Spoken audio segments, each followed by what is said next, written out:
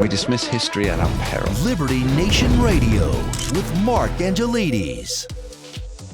And welcome back to Liberty Nation Radio, heard coast to coast on the Radio America Network. I remain your host, Mark Angelides. We're joined today for the first time on Liberty Nation Radio by Michele White, author over at libertynation.com. Thanks for being here, Michele. Thanks for having me, Mark.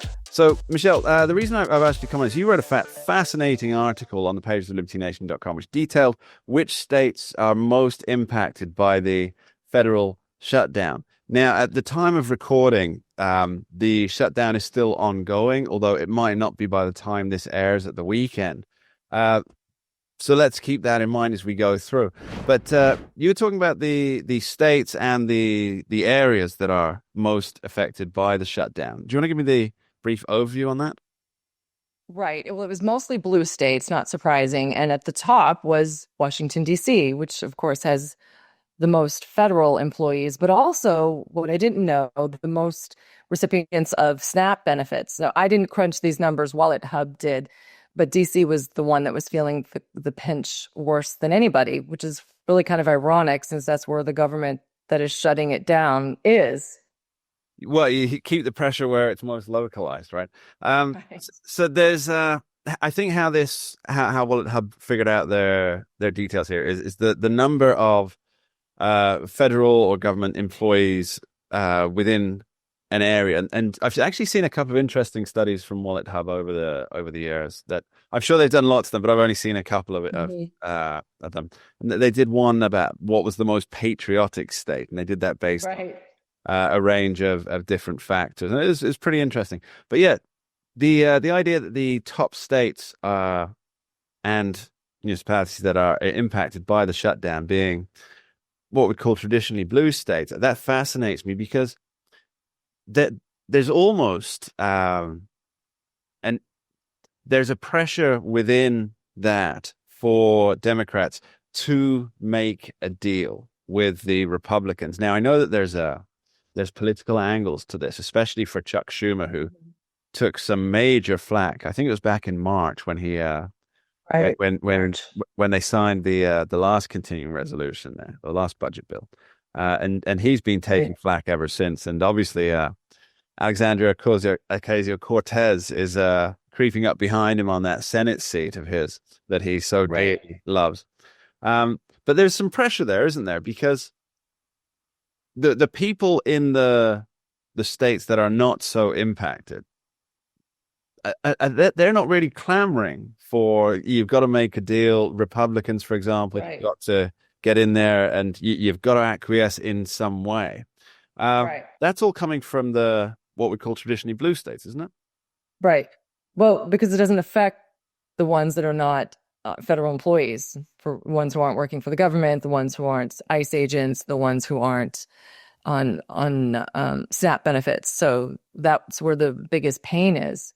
But you're right. It's very political because I think TDS is involved here as well, because they don't care if their constituents are hurting.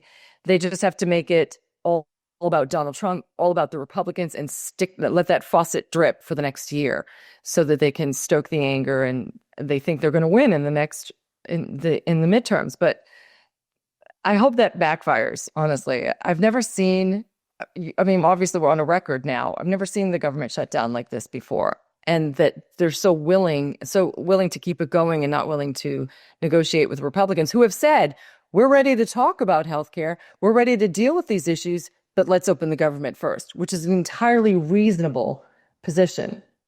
Yeah, so I think what's confounding a lot of people is that the continuing resolution that's been offered and voted down 11 times is exactly the same package that was voted for and passed before, that where enough of a bipartisan movement came together to vote for that before. But now it's not good enough, apparently. So the status quo that kept the government funded, what was it Ronald Reagan said? Status quo. It's Latin for the mess we're in. The mess we're in. Right. Well, you're right. They voted 13 times for a continuing resolution under President Biden, but they won't now because they don't want to give the Republicans a win, which I don't know how that's a win, to turn on the lights on the government and make sure everything's going. How is that a win for the president? That's the thing, is they're two separate branches of government. So you can't blame any of this on President Trump. This is the legislative branch, and it falls on them, not on the president, when the government is shut down. And if they're refusing to vote on a clean resolution, what are the bones of contention? They just want to throw more money in there. And Republicans are standing their ground, and they should. Well, that's what Republican voters voted for. They voted for less spending, bringing down the deficit, and not having illegal aliens on any kind of government benefits. Yeah, I think this all comes down to, as with many things in politics, it all comes down to what is the pervasive narrative, what is the winning narrative. And I think we saw a lot of that, didn't we, in the early debates, in the early days of the shutdown, when was it Chuck Schumer on the floor? Do you want to run us through that? Yes, Senator Schumer, in the early days of debating the CR, was saying over and over that this is Donald Trump shut down, Donald Trump shut down, Donald Trump shut down. In fact, one of the debates, and I cannot remember, don't quote me on the day, but it was early on when I was watching for this story, a different story I was writing, I counted 13 times that he kept saying Donald Trump shut down. I mean, that's how propaganda works. Just keep repeating it over and over and over. Donald Trump shut down.